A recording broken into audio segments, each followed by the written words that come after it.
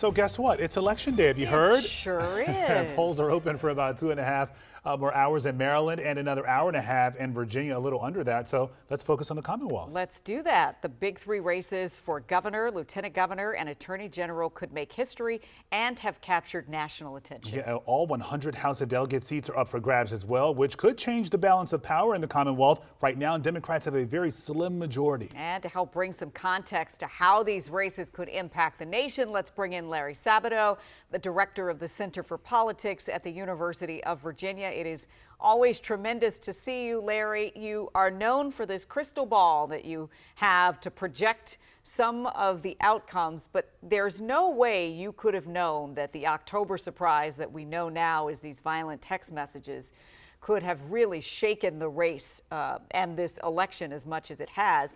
How much do you think that surprise is impacting the turnout and enthusiasm for these off-year elections? It's not impacting the governor's race at all. It is impacting the attorney general's race. And the governor's race very probably will be decided by a decently wide margin in the Democratic direction. The attorney general's race, by all accounts, is close. We've had a lot of measurements that suggest that Jay Jones may pull it out, or rather Abigail Spanberger may pull it out for him by a point or two. But we've also had polls from good sources that suggest Miyares may be ahead by a little bit, may pull it out himself by a point or two.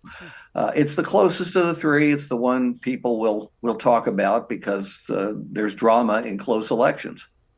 Yeah, so we have Abigail Spanberger, you mentioned, leading there when it comes to the race for governor. We haven't seen this sort of split ticket in Virginia in decades now. So why do you think we may be seeing it here? Well, it's just because of those text messages and the speeding scandal that Jay Jones was involved in as well. He had a really rough patch there, and a lot of Democrats were angry with him too because he knew about all this in advance, but he ran anyway, and he narrowly won the primary. If it had been out for the primary, I think the other candidate would have been nominated. But you can't go back and redo elections. You have to go forward with what you've got. If he does win, he's going to owe it to Abigail Spanberger, and obviously the Democrats who turned out or voted early, who decided they would prefer to have maybe a damaged Democrat to a Trump Republican. What do we think about the impact of this shutdown on this particular election, right? We are right at the point where we're just about to cross the line of record-breaking shutdown territory.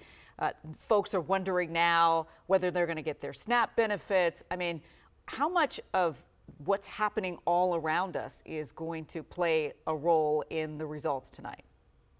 The biggest factor is the Trump administration's determination first to fire loads of federal workers and now to furlough quite a few more. And obviously the government shutdown is part of that, and that can be tied to both parties. But people tend to blame the party in power, and the party in power in the White House and the House and the Senate is, of course, the Republicans. I think that is having a major impact, and not just in Northern Virginia, where it's likely to expand Democratic winning margins, but also in the Richmond area and Hampton Roads, which have a great number of federal employees.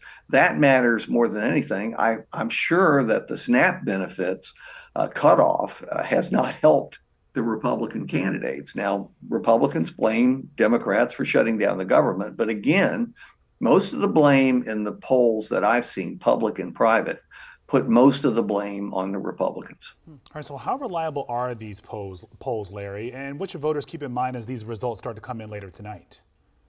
Well, I always tell people, if you don't like the polling results, just wait a day and you'll have three more, and maybe one of them will make you happy. So, yeah, I think since 2016, we've all had a jaundiced eye focused on polling. But I'd have to say this, it's gotten a bit better. They've learned from past mistakes. And the more you have of nonpartisan surveys, try to weed out the partisan ones because they're misleading usually. Given the number of nonpartisan surveys we've seen, even close to the election, I'm more confident than I have been in some other recent elections that the polls have it approximately right, not precisely right, but approximately right.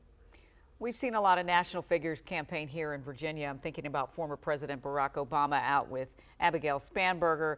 President Trump did a tele-rally, but he didn't mention Winsome Earl Sears's name by name, even though he was doing that rally. What does all of this say about how both parties view the state heading into next year's election? It is remarkable that a Republican president cannot bring himself to name, either in writing or at a tele-rally or other public events, the name of the Republican nominee for governor. She did say some critical things about Trump midterm of Biden's administration, but that was a long time ago, though we know our president has a long memory. The current president has a long memory. He also doesn't like to be associated with losing candidates. So he may have concluded, perhaps wrongly, that Winsome Earl Sears will lose. But it also tells you something else. Trump is very, very unpopular in Virginia. That was true even before the government shutdown or the furloughing of firing of federal workers. The early exit poll right now has Trump's unpopularity at probably -12, somewhere in that vicinity. 55% or so disapprove of his performance and low 40s approve of his performance. That is not a good sign for the Republican ticket. Okay, always a lot of good information. We appreciate your insight. We cannot wait to see do. how this evening all plays out. Larry Sabato, the director of the Center for Politics at the University of Virginia, thank you for being here with us as always. Let's talk to him Thank you tomorrow, so much. too. Find out what you think tomorrow We'll as well. chat tomorrow.